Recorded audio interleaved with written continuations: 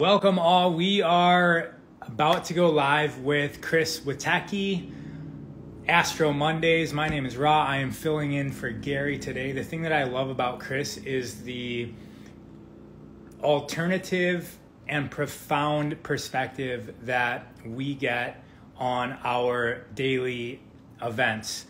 So if anybody out there is, look at this, feeling, sensing, dancing. I was just about ready to ask how everybody's feeling out there, and I got a comment, feeling, sensing, dancing among my fascial strings of performance, gracefully, joyfully, under the cosmos, Scott Verardo. Thank you for that comment and that visual as well. So while we're waiting for Chris, which he's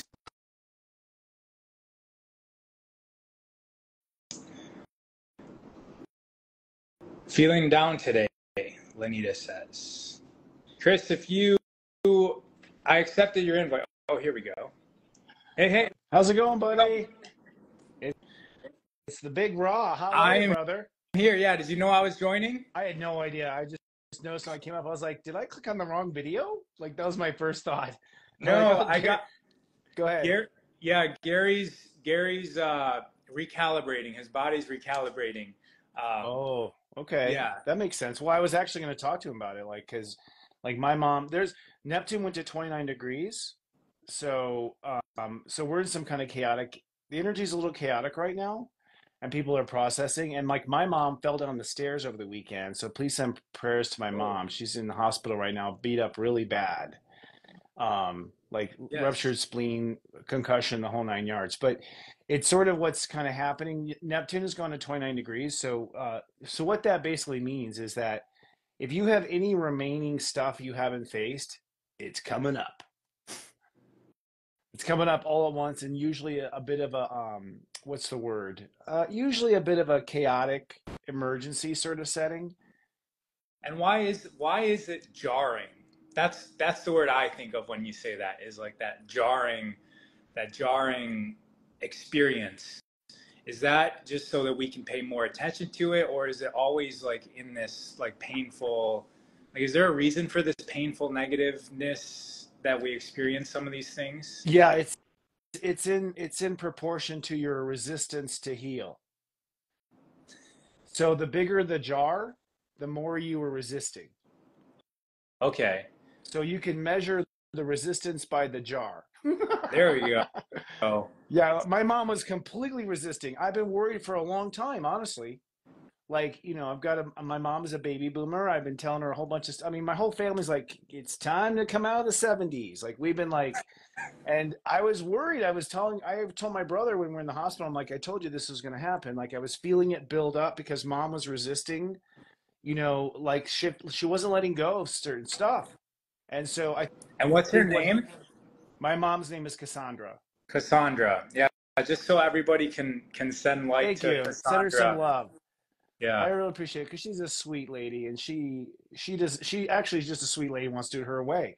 But I'm like, Mom, God has its own plan. So the truth of the matter is that we're in a very interesting moment on Earth where people signed up to grow with the Earth's ascension this lifetime. If you're alive now, you plan to ride this pony. You already made the choice by being here.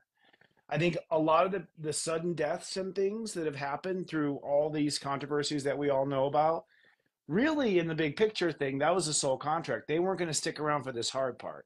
They're like, get me out of here and I just want one shot and I'm gone. Like, they wanted a one and done exit strategy. So although it's a learning lesson, it's dark, it's all this stuff, it's not without signature in heaven. Like, this was the plan. So people had planned to ascend or to descend, one of the two. There's no staying where we're at.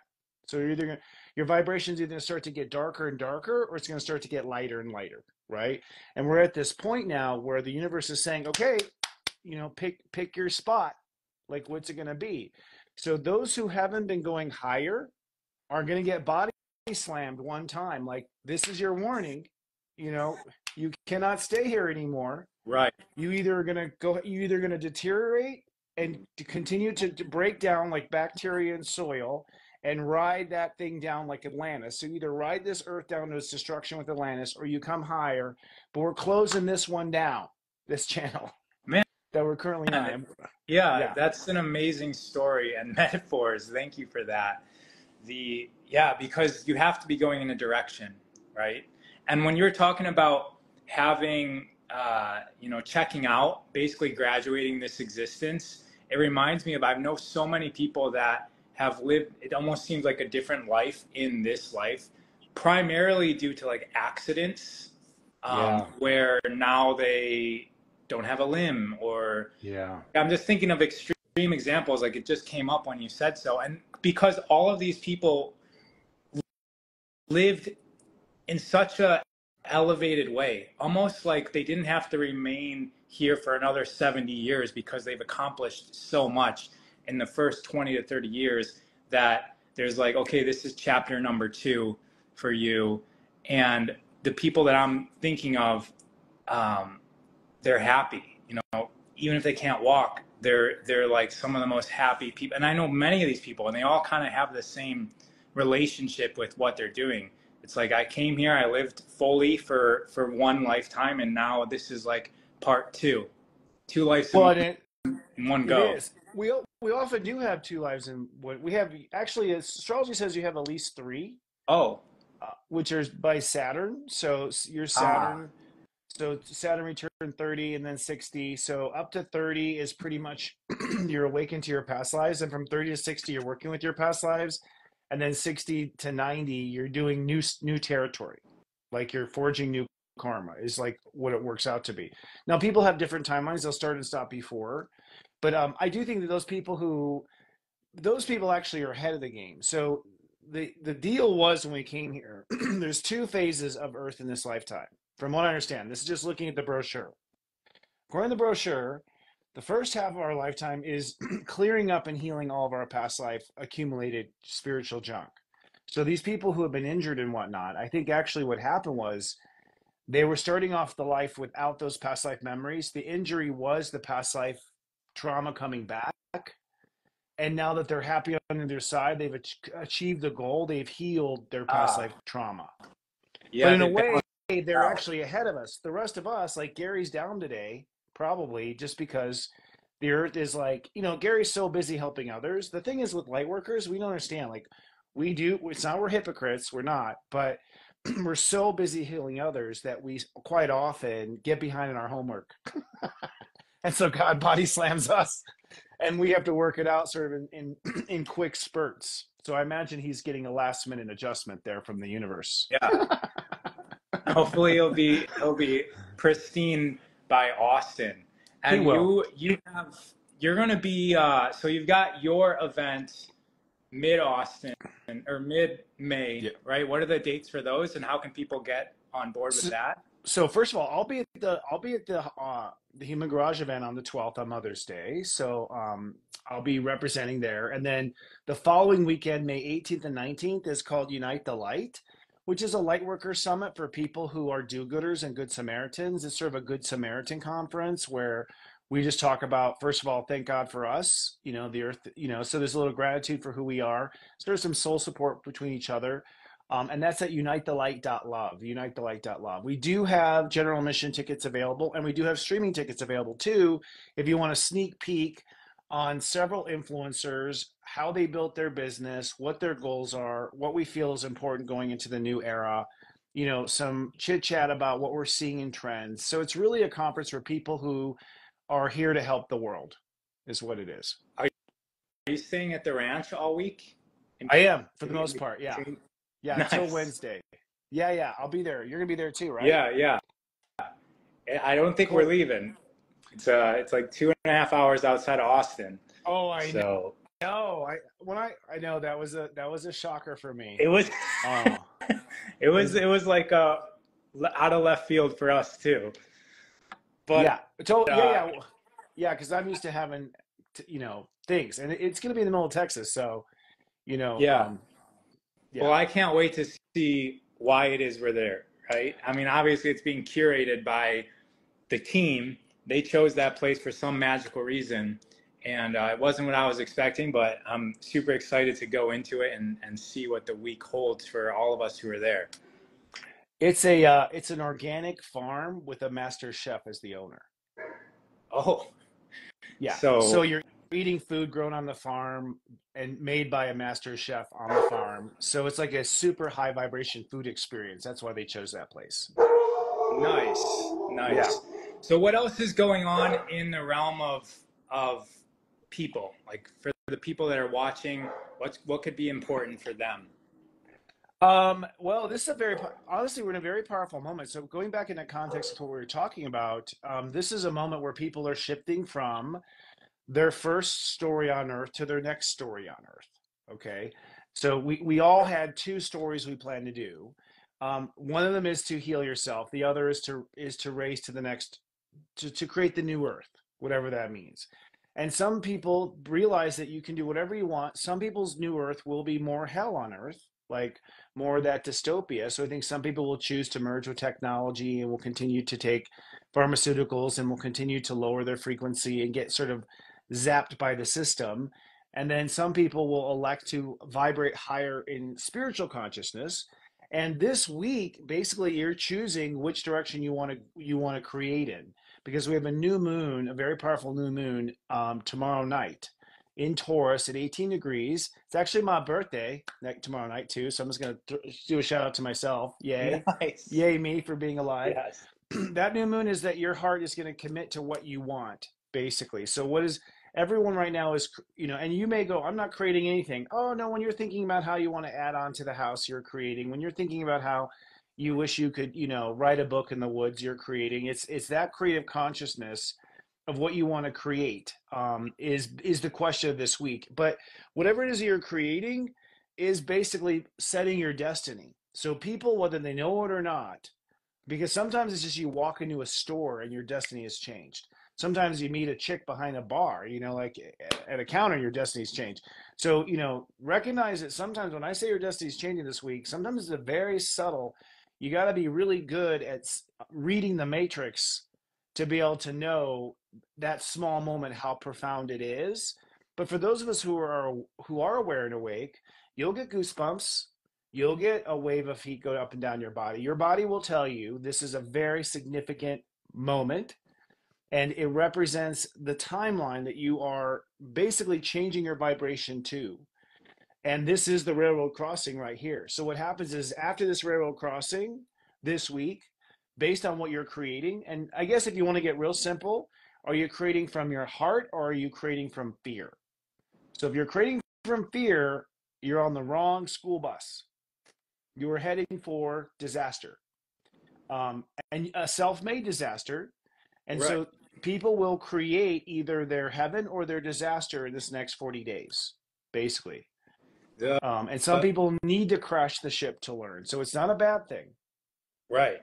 I'm glad you're Right. saying that Yeah. because we don't need to bring in fear or a sense of failure or shame into Right. this. If it Totally. happens, it's happening perfectly. And Yeah. that read, so for me, I call it reading the map of reality. I don't get the Ah. goosebumps thing, but I know a lot of people do, and What's I don't. what do you get? What's your affirmation? How does So the universe so talk to you? so for me, it's always pattern recognition. It's like this thing almost like lights up in my reality because I was either just thinking of it or contemplating about it, or I see like a pattern. There's a connection between something that was already held in my consciousness and then like the type of car that I was just talking. So for instance, I was trying to decide, I was with a business partner, we were getting a house. We were to kind of like post up our office, and we were trying to decide between two houses, and he was obsessed with this one particular type of car that he was also going to buy at the same time. We went to go look at a couple houses. One of them was less nice, but the car that he was going to get was parked literally like next to the driveway out front. And I was Mm-hmm. like, Scott, like, to me, this seems like that's your car. This is us. Like, we're already here. And anyways, we made the other house choice, and we basically lost like 200K in 6 months. The business just tanked. Whoa. And there's always a part of me that's always like, what would have happened if I would have pushed stronger on my sensation that I knew that this is the direction we should be going. Not that I regret it or anything, but that's just an example of like how I get these hits of like, it seems like this is the way that's more in line with the choices that we're making. I'm glad you said that. So I look at that as sign language. So you read sign language. Is Okay. what that is. Like that's the universe signing with you. Like I think like and you know, and it's like sounds like 2 sec. I'm like there's all sorts of symbols and conscious sort of a game show. You're constantly reading the signs and you're following the signs and and I think that's very good. I mean, I look for that. That's a part of my lingo too. As far as reading the universe, are those signs? The signs are pointing to, and you look for those signs. I also have body signs in my body, you know. Mm-hmm. So in my case, that moment of recognition would be accompanied by a certain vibration inside me that I recognize. So Right. that moment has a signature vibration. The goosebumps and stuff is usually when you're not looking for the signature vibration and there's like they have to like sort of like hello, like so goosebumps really is just sort of it's an applause affirmation. From what I understand, goosebumps is actually your guides just edging into your field. Ah, All they do is they just sort of kiss your field with their field, and it gives you apparently creates goosebumps. So it's sort of a nudge. It's a nudge from the universe. if people don't know what we're talking about with the goosebumps, it's a real thing. If you hear somebody be like, "Oh, I just got the chills," if you hear somebody do that, look at their arms. You can literally see the Yeah, goosebumps and everything. It's like their hairs are standing on end. yeah. They're not making it up, essentially. No, and that happens in readings all the time. It's sort of like it's almost like the universe applauding, you know, because Yeah. a lot of times in a reading I'll be like, and it's because it was your wife, and we'll be like, oh, we both just got goosebumps. You know what I mean? Like, whoa, it's like a conclusionary thing. We're like, oh my God, I've got goosebumps, so do I. Like you both sit there with that sort of energy. So it's a Yeah. hallelujah from God I kind of thing. But I really like your explanation of the other dimensional beings sort of coming and infiltrating your, not infiltrating, but like you said, nudging, kind of like bumping into you, because the hair is extension of the nervous system essentially, yeah, which is transmitting electrons or light depending on how you look at it, and that transcends this three-dimensional reality. And so yes. that would be the signal that comes in as some sort of energetic, magnetic, or light information that would touch your nervous system, that would activate the hairs and make them stand on end. Completely. Yeah, it literally is. Like I'm seeing life differently now. Like I really feel that we're just in a virtual reality game with flesh, you know, that we're in this flesh suit virtual reality game. And just like with headsets and head displays, where right now if you put on like a Facebook, you know, or Apple Vision Quest and you had augmented reality, we're creating augmented reality, right? Like where I can see I have a text message came in and I can see that the weather just changed and I can see that an app is saying my food is about to be here. That sort of heads up is available in reality in the Matrix. There's also heads up, and the goosebumps is a heads up. It's literally a heads up, like heads up. The matrix, the energy that we're playing with, it is the environment is speaking to you, always guiding you in this adventure, always. And we've been trained to ignore it because it's silly and not scientific. Exactly. We're reduced to this, like, well, if it's not in the book or not on the news, it's not real. I, I think most of the people watching here or listening are kind of beyond that, hopefully, and they can Yeah, see or at least hold multiple perspectives in their mind at the same time, even if they're still mostly in one narrative that we all grew up with the program, right? And then just being open-minded to the possibility of other realities allows us to, from my perspective, it seems like triangulation of satellites that's going around the Earth, right? People have heard of triangulation. It essentially means that one satellite can judge whether an object, like how far away it is from it, but it can't really determine its location on Earth unless there's another satellite that also is determining how far away it is, and another satellite. And with those three different perspectives, you can pinpoint the exact location on Earth. And for me, gaining multiple perspective points on life just allows me to have a greater sensation of what we're all doing here. Because we really, it's up to each of us to determine that. I was going to say we really don't know, but we all know what we know is the more accurate way of saying that. If we can upgrade our software, then we get to know more. And that's basically like the simplest version of what's happening right now is basically humans are getting a software upgrade. You can't keep running this version. It's being closed down. So you either have to go backwards in the version or you have to go to the next version. You're not allowed to stay at this version. And the triangulation, I totally feel, I mean, that's what I teach in the sense of, I feel like your heart, your emotions, and your intuition are the triangulation. Your heart, your emotions, and your intuition are the triangulation. That's the triangulation of life right there. Notice mind wasn't in that. I did notice that. Yeah. Because I was like, heart and emotions are really similar. And intuition. Yes, they're very similar. Well, the heart uses emotion, and so emotion is interesting because it's actually a superpower in the sense that emotion reflects anything. So you can feel your thoughts, you can feel your ego, you can feel your heart, you can feel your intuition, but you can also feel other feelings you once felt. So emotion has a history of feeling, and that history of feeling is in itself a state of awareness. So it is the history of the being, but you're also using feelings to read intuition and read the heart. So feeling is a super sensation that basically reflects all awareness. Man, you just made my mind go crazy. Yeah, you just made my mind go crazy because an event happens and we have emotions attached to it. Obviously, we experience it in the moment. But if 10 years later we remember that event, it's almost like that event, when it happened, shot out a signal to our 10-year-old or 10-year later self that's existing now. But it's like if we let these emotions, like they're like bursts of feelings that impact us into the future and probably into the past as well, because it's all happening now. But they definitely transcend time and space, which is 100%. In fact, yeah, I mean, like you can actually so what feelings are is actually our transportation, our time-space transportation vehicle. So the feeling of what you and I have right now will actually never be exactly replicated ever again in our entire existence. This particular signature of emotion, which is the connection of me where I am in my history, you where you're in your history, Earth where is in his history, the weather in your place, the weather in my place.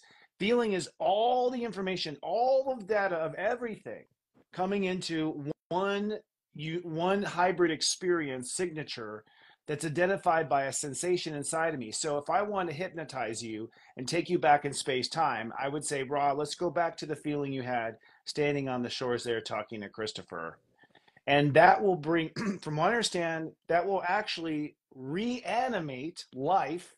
So it's more than a record. It is the commandment to the matrix, call up this record in the collective conscious Akashic record, the moment that Ra and Chris were in moment. So as a psychic, when I see past lives, I actually pull up the feeling of that moment. And once I have the feeling of that moment, the picture reanimates of that place in their past life for me.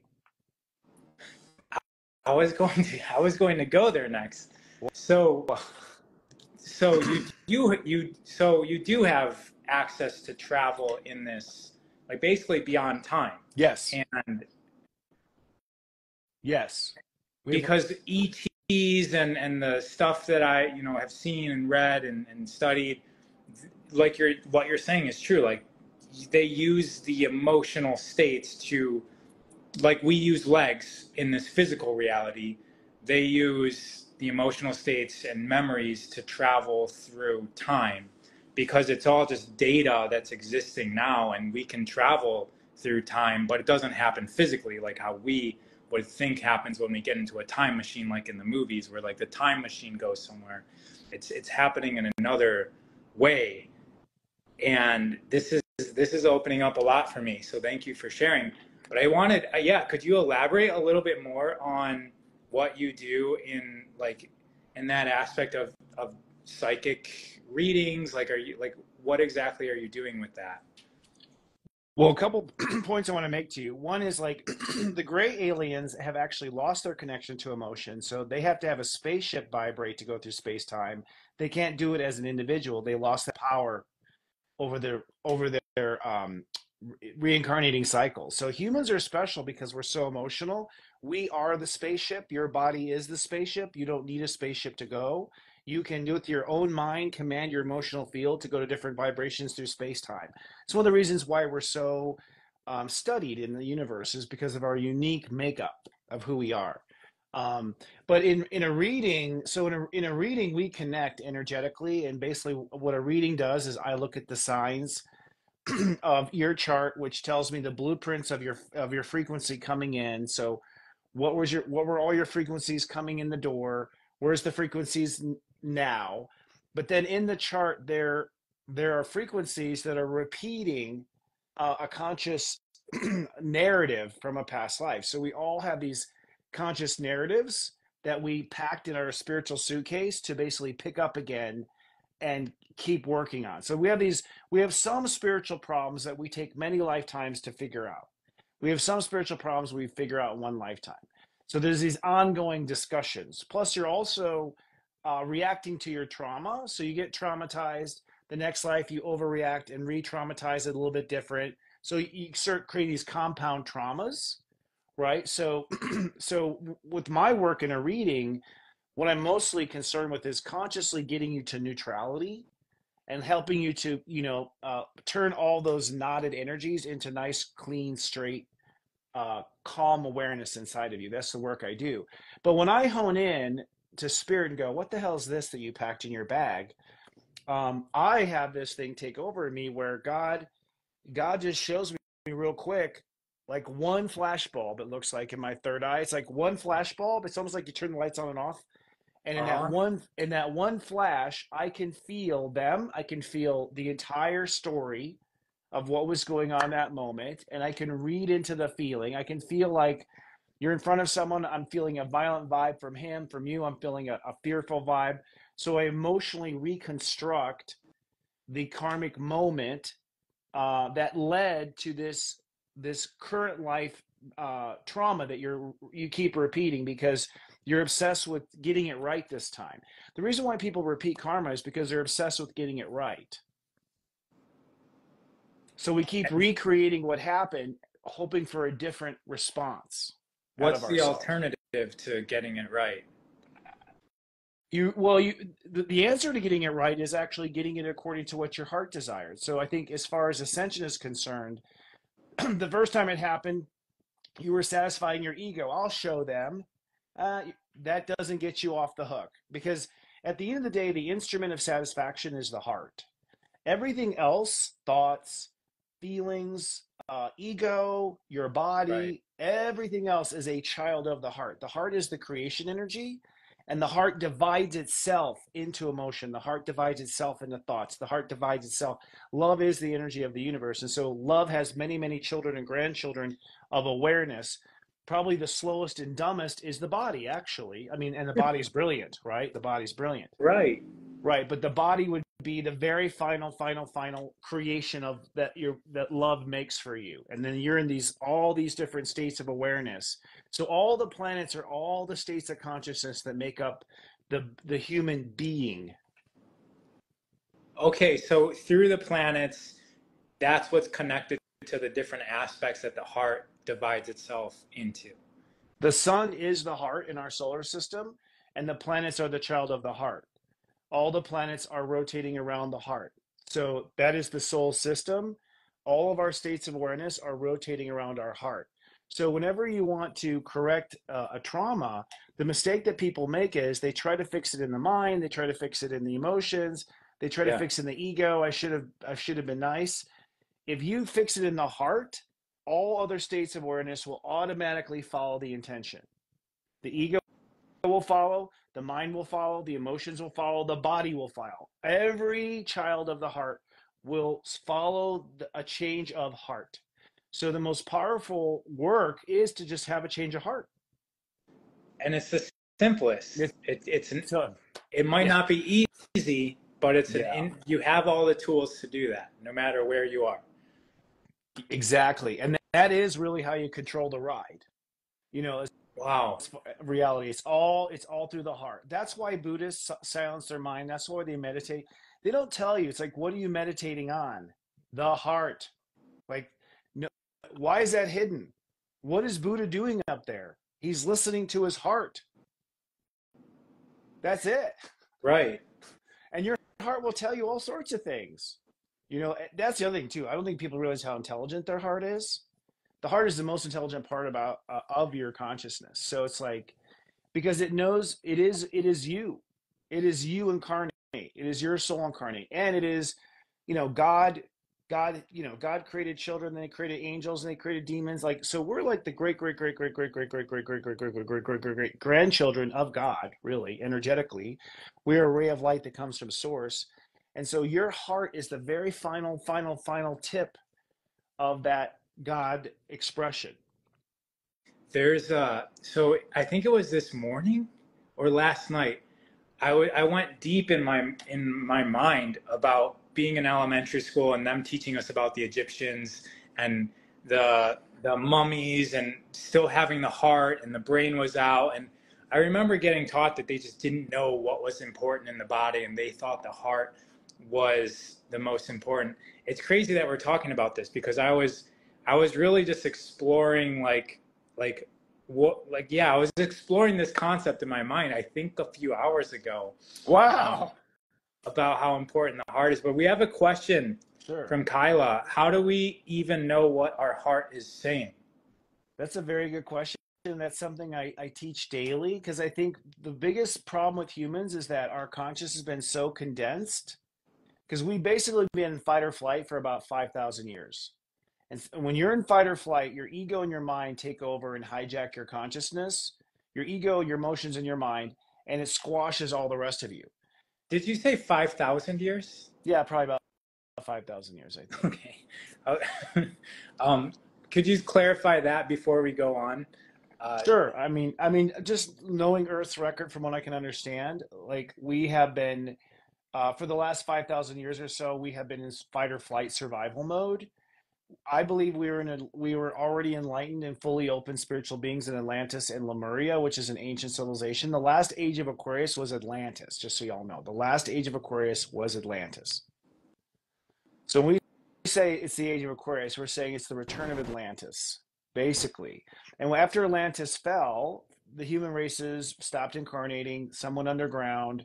And if you came into a body here, consciousness was so compacted, you couldn't access your heart at all. Like you could not separate your heart from your emotions. You could not separate these states of awareness because they were dense.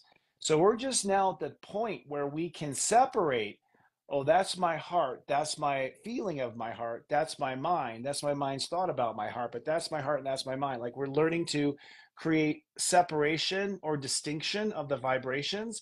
That's part of the awakening. So the question of the viewer is quite appropriate for the time. We all are trying to find what exactly is the voice of my heart. But the answer is this: you have to do something you enjoy.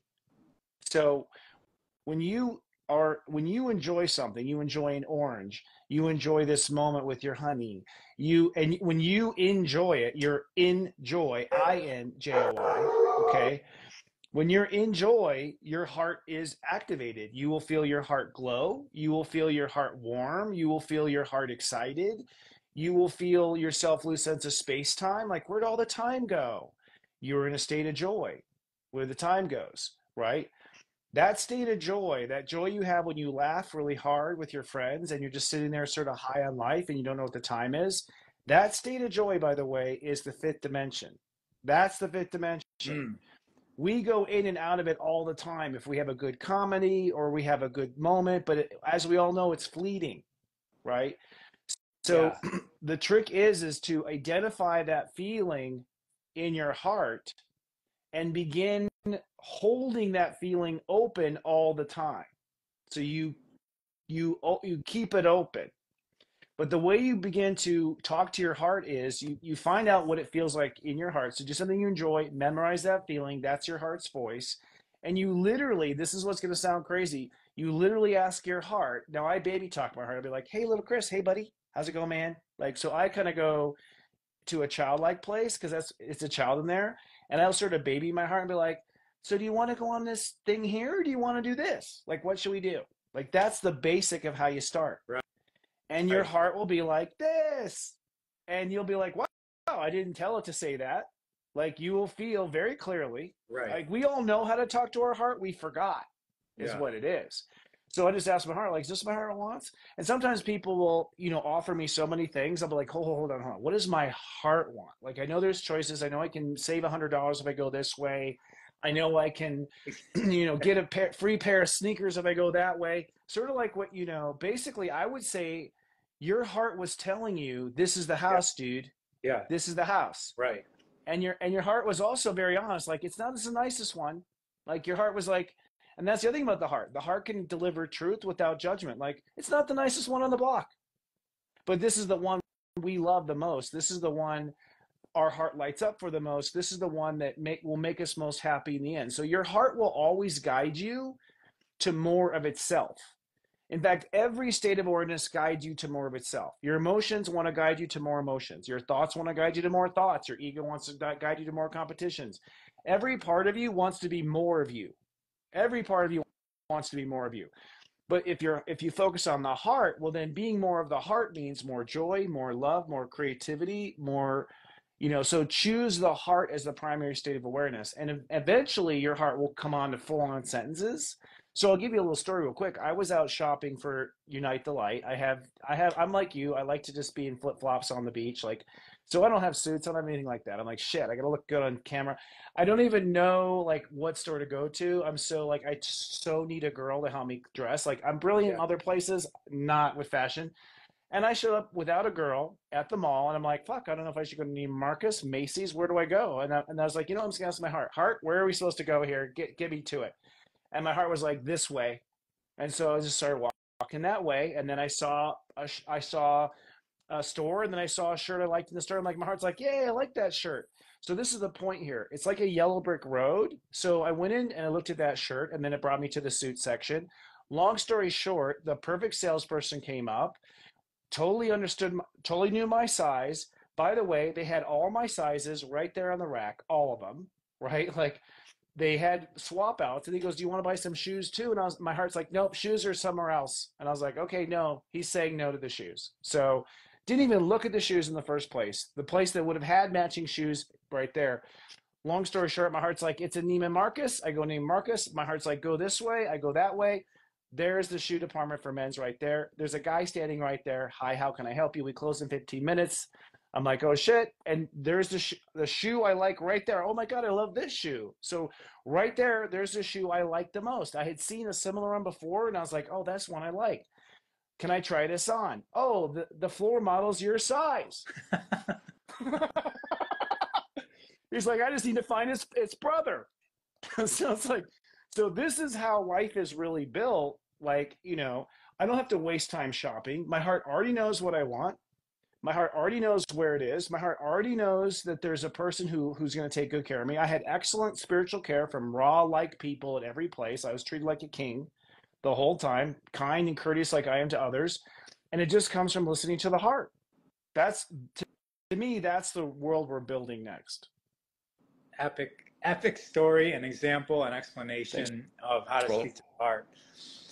You mentioned Atlantis. So I lived in Lemuria with my wife for like a year. Or did I just say Lemuria? I meant to say Mount Shasta. You did. I was like, what? Like, for a year, it's like, man, this guy's got a cute past life memory. Jesus. I did travel. No wonder they call you raw.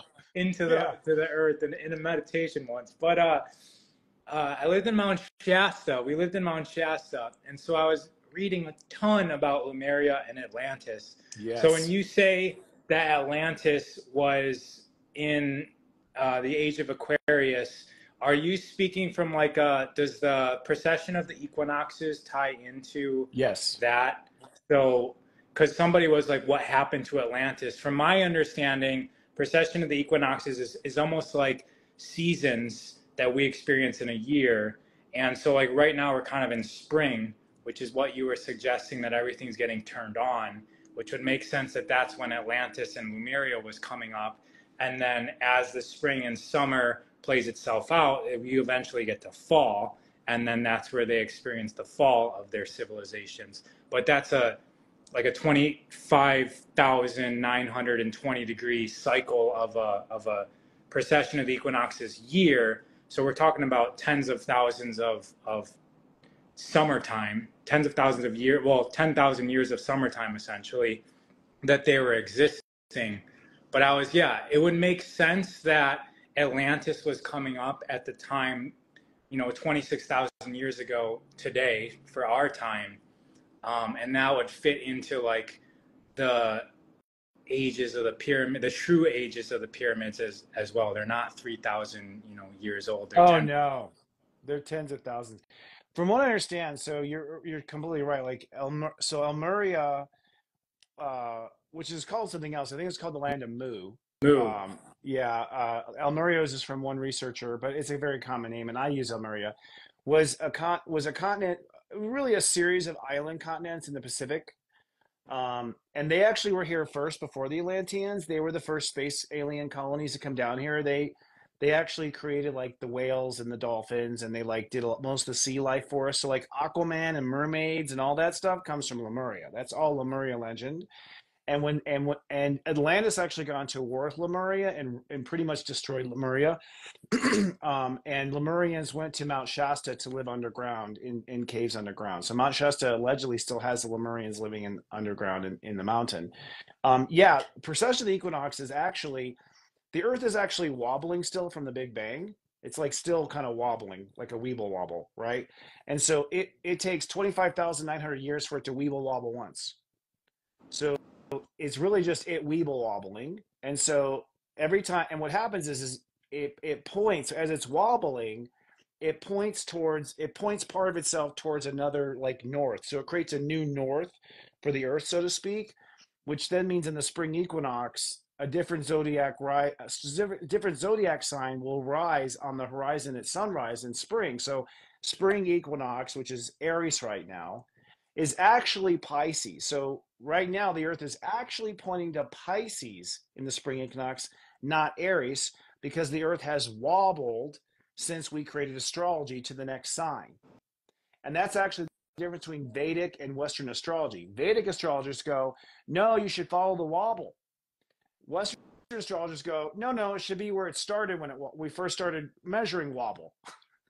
And so we're both arguing how to calibrate, like what to look at. But what it means is that every 26,000 years, the Earth does wobble to where it's pointing, to where Aquarius is what's rising on the spring equinox. That's the age of Aquarius. When Aquarius is rising, when you get up on, spring equinox, March 20th, you look at sunrise. If Aquarius is on the horizon at sunrise on March 20th, we're in the age of Aquarius. That's basically how you do it. So the last time Aquarius was rising at sunset was Atlantis. But there's another part of alignment too, which is the entire solar system. Okay, we have a midpoint of our entire, everything is orbiting around in the Milky Way around this black hole in the center called the galactic center. Everything is orbiting around this center.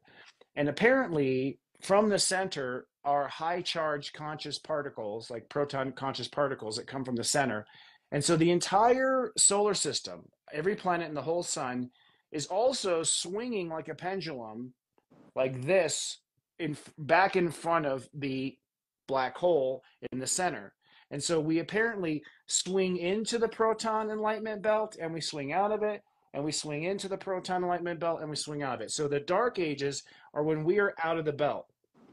So the other thing about the age of Aquarius is, with all the swinging, it just so happens that every time that Aquarius is rising on the horizon on the first day of spring, we happen to also be in the middle of the belt.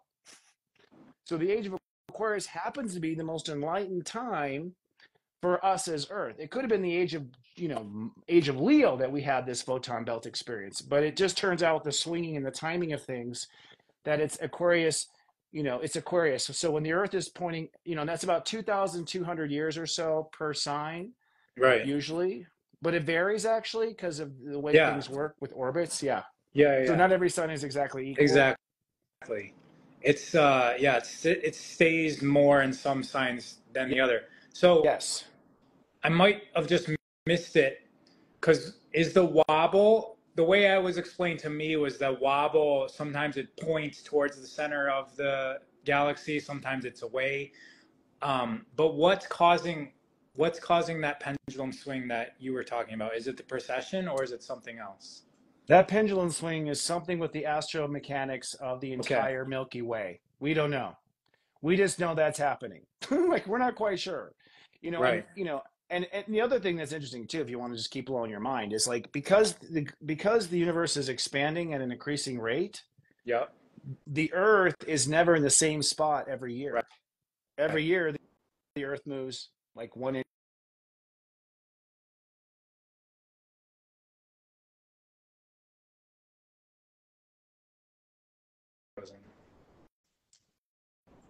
One of us All right, is. I'm back.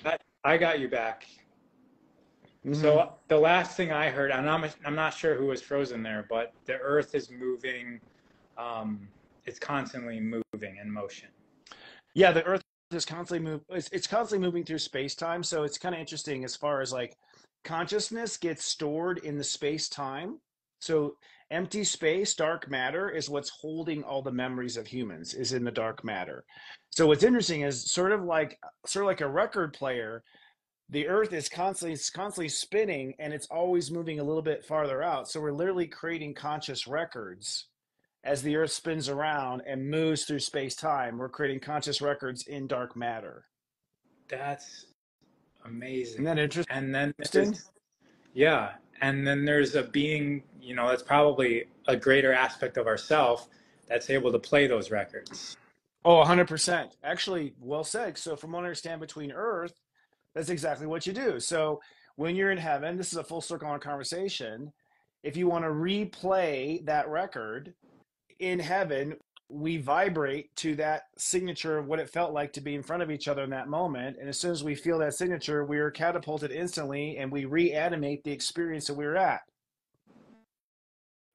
through the feeling of the sensation of the frequency. Right. Yeah. That's heaven. That's the capabilities we have there. We can look at any space and time. And from what I understand, you can also reincarnate in any space and time. You and I could decide to go to, World War II Right. after this life. If you wanted to, you could go back to World War II and you could play, someone in a camp, or you could play a soldier. You can play any role at any time. You could even be right now playing another character in your life, which is what we call a twin flame. So, So twin yeah, so yeah, I mean essentially we're playing us right now right. too, right? Right. Um But you could also so be it's playing your wife right now, who is your twin flame. You could be playing both you and your wife. and does the twin flame concept mean that is it always revolving around love and connection, or is there Love for self, because your twin flame is yourself in another body. So you're looking at you. What you're doing in a twin flame situation is you're going, there's a side of me that's always greedy, and there's a side of me that's always generous. I'm not sure which side is right. Why don't I put them both in the game together and see how they work it out? So it's sort of like it's you being able to explore different hypotheses that you have about life in 2 points of presence at the same time. Sometimes it's that you want to do something profound. So like I believe Einstein and his wife were twin flames. I believe that was him and his wife were both the same soul. So his wife knew all the math, the part of him that knows math, and then the other part of him that knows how to download ideas from the universe and come up with brilliant ideas went into the other vessel. And then the two halves of him worked out those equations. So a lot of times, like with the Curies, a lot of times power couples are twin flames because if you can't bring that. Earth is a dense. It's again we're in 3D, so there's not a lot of leg room. You can only bring so much of your soul down in this really small 3D environment. You can't bring your whole. There's not enough room in one human body to hold the magnificence of Ra. Ra can only dip his finger in and his thumb. Now, once Earth goes to a higher plane, there won't be a need to divide like that. From what I understand, you'll be able to come in your entirety into the reality game. with the sensation. That may- Yeah, you'll have a sensation of your entirety Ye- here. Yes, yes, you'll have the memory of your entirety. So a lot of twin flame stories like Romeo and Juliet, like when you first discover yourself in the flesh, like the first time, yeah, all you do is have sex and it's just crazy. It's like really twisted masturbation in a way. Like you know what I mean? Like it's like there's a reputation they just can't get out of bed. They always fight with each other. That's because you're in the raw of learning, raw RAW of learning, how to get along with Please, yourself. please But expand on that because that's a topic that is very interesting to people. Is like, why is the passionate lover also the one that I fight with all the time? there's two reasons for that. One is that it could be that it's a version of you. So if it's a twin flame, it's versions you're tapping into tensions within your relationship to yourself that have never been able to find an expression. So there's tension with yourself. You come down as a twin flame. A lot of twins, like identical twins, are twin flames. Like they like literally played both brothers, or they played the brother and the sister. They played both. But then there's people who are not our exact match. They have incredible passion, but like there's not a lot of but other things don't work in the relationship, and that has to do with energy differentials. So if you have somebody who is like has a very high vibration, and you have someone who has a very low vibration, the bad guy, right? The guy that's bad for Right. me, and you go have sex, the gravity of that energy pouring from the high to the low, that is the amazing sex. Mm. But the fact that they live at different levels means it's not going to work out past that sex because they live on different levels. But it's a huge high. So people get addicted to the actual energy differential and the experience of the energy differential, so that the bigger the difference. And so when I, for instance, bring up clients who are like, I don't know why I keep going back to him. I don't know why the sex is good. I don't know why, like let's see his chart. And it's like the woman is like super high vibration. The man is like totally like new to earth and a punk. He's like got strong ego. So he's worked out the macho and and the phallic symbols and all those types of things, but he hasn't worked out like compassion. He's got all of his other levels are very low for her. Plus he's physically attractive. So she's attracted to the male part that's super macho. The rest is missing. The connection is that all her energy is pouring through her in the lovemaking to fill all of his void. So Mm. the passion That's is the she's filling his void. attraction. Yeah, it's like magnetic. That Exactly. it's pulling you in. Yes, together. Yeah, it's like two magnets like coming together like that. Now, I think when you get out of that cycle, so that's a certain level of sex right there. But there's also another level of sex, which is the union of the soul or the Kundalini connection. And from what I understand, I hear about it, I haven't tried it yet. It's amazing. It's definitely got it on the docket for the second half of the life. But from what I understand, that's a different sort of utopia pleasure. It's not like goosebumps, that I'll tell the difference. If you suddenly detach from the person after making love, okay, you're in a low, high vibration sexual thing. Okay. If you, after making love, feel that you are one with them, you feel like one and you're not like cat fairs on the dresser. If you're like cat fairs on the dresser, hope you have a good time. That was an imbalanced sexual moment. If you just want to keep holding each other and you feel connected and you don't want to separate, then you've had a high vibration sexual union. That's Yeah. how you tell. It's almost like if you got the connection of the root or the sacral center, it's like how far up does that energy go? Does it go up to? Are you connecting at the heart level, or even like up into like a cosmic, like third eye or Yes. crown to crown level through the union of sexual intercourse? Like, where is that arc connecting? Is it just here, or is it connecting up to the whole being of each other? Well said. Yeah, totally. Yeah. Brilliant. You're absolutely correct. That is the difference right there. So they stay in the root chakra level. And that's because one of the two partners doesn't have awareness beyond the root chakra. Right. And it's very, I mean, who can ignore our body? And so, like, even if you're up here, like the urges of the body are the urges of the body. And really easy to listen to and fulfill and feel like you're in joy while you're doing that. But then, like you're saying, pay attention to what happens after the fact, after that emptyingness has happened. Are you still there? Are you still present in Yeah. joy? Yeah. Yeah. Once the root goes away, is there anything left? Yeah. Once the root calms down, is there anything left? Right. Yeah, totally. Yeah. Well, guys, Chris and I are going to be in Austin May 12th, which is this Sunday. And then what's the name of the conference again? Unite the Light.love. Unite the Light.love for the weekend after. So all that's coming up soon. Yep. Chris, always a pleasure. Mind-blowing conversation. Thank you so much for having that with me and for sharing so openly. You're impacting many people. And you guys definitely check out Chris, his YouTube, his Instagram. You'll get this level of awareness by doing that. Thanks, Rob. Chris Witecki. You're a pleasure. I'm looking forward to being in your presence, man. It's going to be fun. Yeah, it's going to be awesome. All right, take care, everybody. Take care. Bye. Thank you.